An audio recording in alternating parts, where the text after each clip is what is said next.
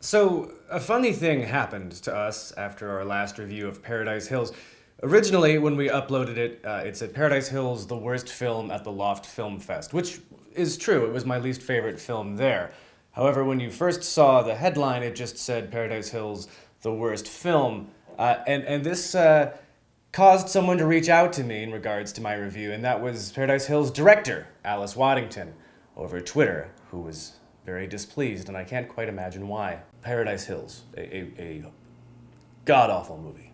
Now, there's no drama here, actually. The nice thing about what Alice had said when she reached out over Twitter was that she ended up actually having watched the review, and after having watched it, actually thought there were some valid points in my critique, and she took back some of her initial frustrations. And this was very nice to me. It was nice having an actual dialogue with the director. It's not the first time somebody's seen one of my reviews about their movies, but it was by far the most scathing, and so I felt a little bit bad about that. And we actually kind of kept a dialogue going back and forth, and eventually she said, if you ever see a movie that raises your ire as much as this one, reach out and maybe we can talk about it, because we both have a love of film, and she definitely has a unique perspective and vision, so I took her up on that. And that was when I saw a movie that actually was my least favorite of 2019, Black Christmas, which we're here to talk about today. And when I asked Alice what her thoughts were on Black Christmas, she responded by asking if it was the same one that one of her best friends wrote. And it was. Batting 1,000. I don't know what to say. When we talk about bad movies, there's a right way and a wrong way to do it. And when we really come down as critics on movies, or even just as fans of cinema, we do owe it to the filmmakers to have, sort of a sound, logical argument about why we don't like something. Certainly, sometimes you don't have to have a reason to not like something, it just may not be your thing. But if you're like me and you're going to go on a diatribe about a film, you should probably have a reason or two that you can actually spell out in words that don't get censored by YouTube and demonetized. If anything, what the conversation with Alice Waddington really made me think about is hyperbole in review. Some films are awful, some films I really don't like, and some films deserve to be called the worst blank ever. Not every film. And so today what I want to do is take a look at two films, one everybody seems to hate, and one only I seem to hate. And those films are Cats and Black Christmas. And I want to look at these two movies to illustrate the difference between what is a bad movie in execution and what is an irredeemably awful mess that honestly should probably never have seen anything other than a gas station DVD rack. The one that's truly awful might surprise you, but that's sort of the point of this. Since everybody's already talked about Cats, I'm going to knock that out first. This is an adaptation of a Broadway musical, so you sort of know what you're getting into when you go to see the film. What makes Cats stand out, for worse, and what people have been commenting on, is what the visual aesthetic is of this movie. If you haven't seen The Uncanny Valley yet, it's all these actors from Taylor Swift to Rebel Wilson, Idris Elba, who are made up to look like giant humanoid CGI cats. It's a very off-putting and creepy aesthetic that they've developed in this movie, and some of my favorite YouTube videos have actually gone into whether or not the models and the faces could even be fixed. In other words, if it was possible to actually fix how the movie looks, and most people have come to the conclusion that just the general concept of how these human animals, how they were built and constructed to look in this movie, fundamentally is just a bad idea. It was kind of doomed to be off-putting. And look, I understand the jokes, and having watched the movie, yeah, it's really off-putting, especially little things like consistency of size and scale, right? So, for instance, in some scenes, a cat has a deck of cards, and they're small, they're kitty-sized, it's adorable. And then he pulls out a die, and it's a human-sized die, it's gigantic. Which direction are you going in? Are they human-sized cats in this big world, or are they supposed to be humanoid cats who are cat-sized? The movie doesn't quite seem to know. It seems to change from shot to shot, and that just makes the whole thing feel very convoluted, very strange, very off-putting. The cats also have human hands, which is a little weird. But here's the weird thing. I really don't like this movie. That's not a surprise. I almost hate this movie. It's not a surprise, and I almost fell asleep during it. I did see it late, so maybe that's not the film's fault. But in the end, I can't say it's a horrible movie. It's not for me. I was bored during the music, but I think that's an Andrew Lloyd Webber thing. I like many musicals, but but his songs occasionally to me feel very repetitive and maybe 2 minutes too long. But that's not really a fault of the film. Again, these songs were immensely popular 20 years ago. This play was gigantic 20 years ago. So if I didn't like the music, I guess I was never really going to. The filmmakers couldn't have made it any better or even really any worse. No, fundamentally, Cats is a bad movie. Cats is an unenjoyable movie. Cats is hard to even appreciate in an ironic sense. But what makes Cats such a bad movie is that they had a very clear and specific aesthetic that they wanted. They were trying to take a stage play where humans dressed as cats and wanted to help the audience so you didn't have to kind of fill in that gap with your imagination. They wanted to actually create this fantasy land where, humans and cats were sort of one. They shot for the moon, and they missed, and I respect that. I don't like the movie, but I at least respect that. That's a bad movie.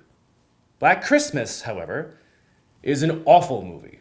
Now, for those of you who don't know about Black Christmas, that is, of course, a remake of a horror film classic from the 70s, sort of the godfather of slasher films. It was before Halloween, certainly before Friday the 13th, and it originated many, many horror tropes that you've seen repeated in movies for decades. Now, before I get started, I've talked to this channel before about how I don't fault remakes prima facie, right? Just because a film is a remake or a sequel, it is what it is. They have no obligation to be identical to the source material. They have no obligation to live up to the original. In fact, I prefer it when they do their own thing and sort of just keep the DNA from the original.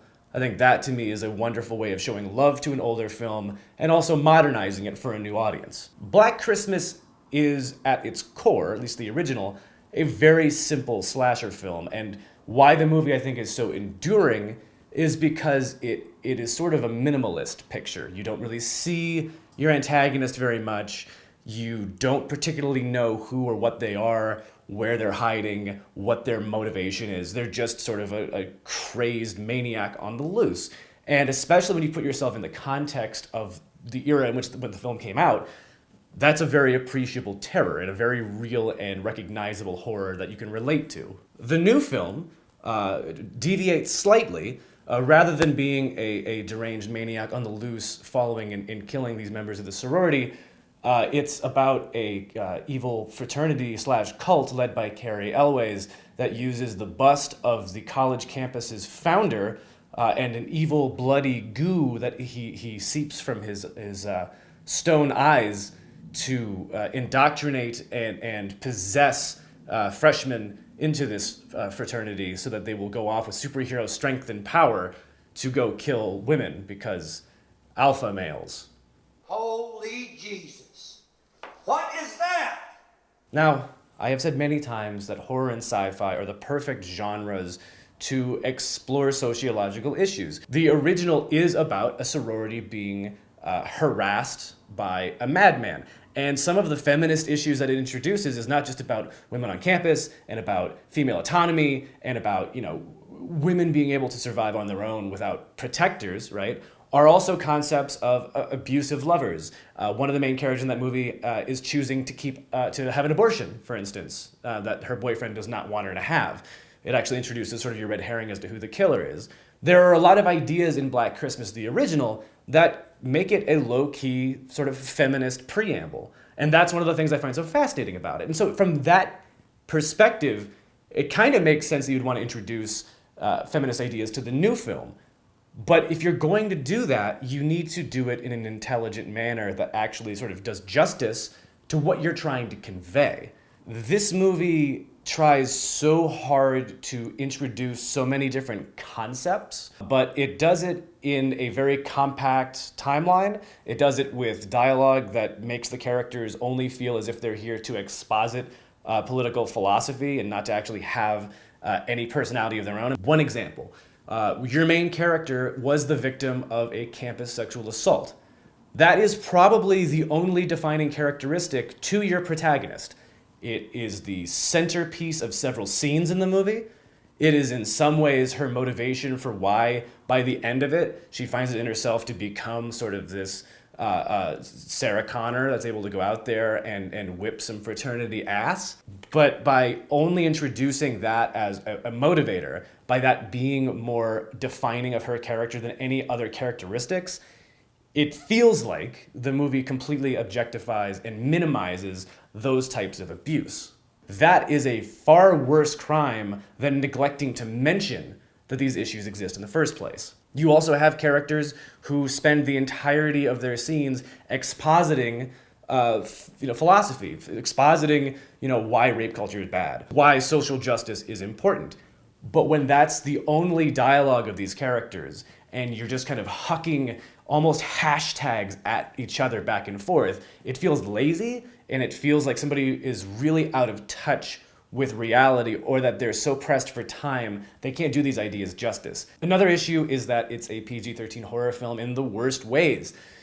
Horror films don't need to be rated R, doesn't need to have a lot of gore. However, in films like this, where the script is an R-rated script and the movie is stripped down in post-production to become a PG-13 movie, you lose the ability to have more mature subject matter, not just visually like blood and guts, but also in terms of some content. In fact, this was actually one of the things that Alice Waddington and I discussed, was she was under the impression that her friend had written this to be a PG-13 film and was disappointed to see that the studio had, screwed the writer. And when you have this kind of interference, it makes my job a little bit tougher. When you see this kind of studio interference, it makes you wonder, is it just a bad script? Do I blame the screenwriter? Or was there so much interference that a lot of things were sort of lost in production here? And in the end, the film, it's not just bad because of the convoluted nature of the plot. It's not just bad because of the bad dialogue. It's not just bad because it raises so many interesting ideas and then doesn't have the courtesy to do them any modicum of service.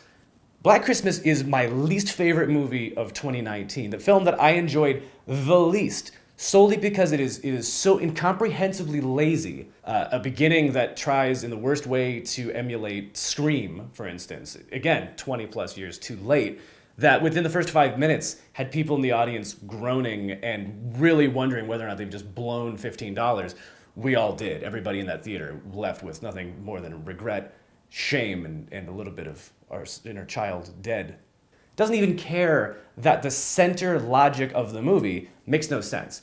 There is a mythical statue that is able to turn boys into predatory alpha males imbued with super strength,